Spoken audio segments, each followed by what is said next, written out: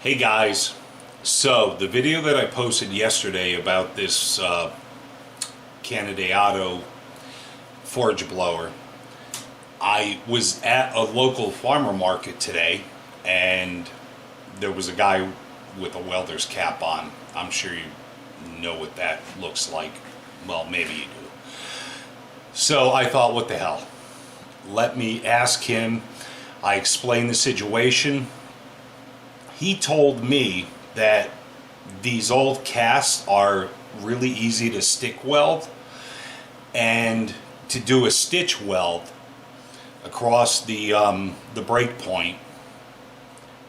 Actually, let me back up just a bit. Put it together and V it out ever so slightly on both sides, which I did do, and to do a stitch weld, and then lay a bead of weld from the edge of the crack to both sides, left and right, up and down, whatever makes sense to you, and make the weld so deep that it almost burns through the other side. So I thought, okay, he seems knowledgeable and he's got the cap on, so he must be, pretty reliable. So I came back home, I did my stuff. It's actually getting late. I've got some ribs on the pellet smoker and a lot of balls in the air today.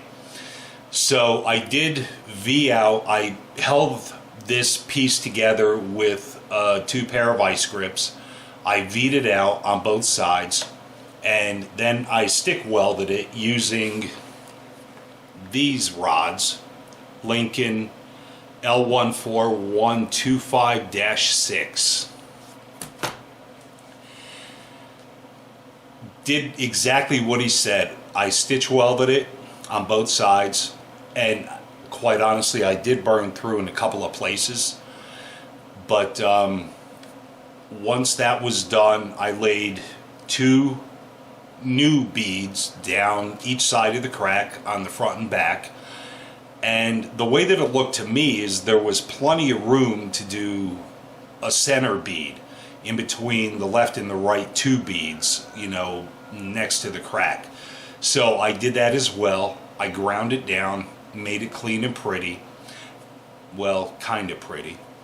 And then I painted it. Again, let me back up. I use this brass wheel on my cordless drill, and I cleaned all the rust and patina off of this side of it, and then I threw probably too heavy of a coat of brick red Rust-Oleum paint. I see a lot of people with the lettering, they sand that down a little bit and then roll some black over it, or silver or white or whatever, but I'm not going to do that. From what I've seen in the catalog, and I did find the original catalog for this blower, it basically shipped to you as a new buyer in the basic metal color. There was no finish on it whatsoever.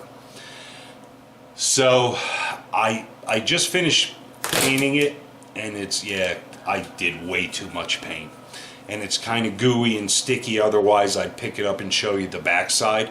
But my intent is to finish the opposite side of this blower and clean it up and reseal the oil bath area.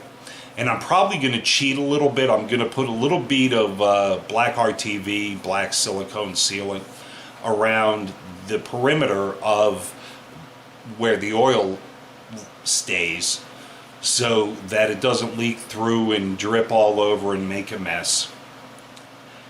I'm going to clean it up. I'm going to paint the entire thing this brick red. I've already cleaned up the screws that go through here. I'm going to punch a hole in some cardboard for the tops, and I'm going to paint these black just for a little contrast.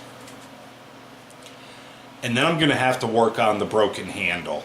That might be a challenge because it's 3/4 round with a flat side on it. So that may be a little challenge.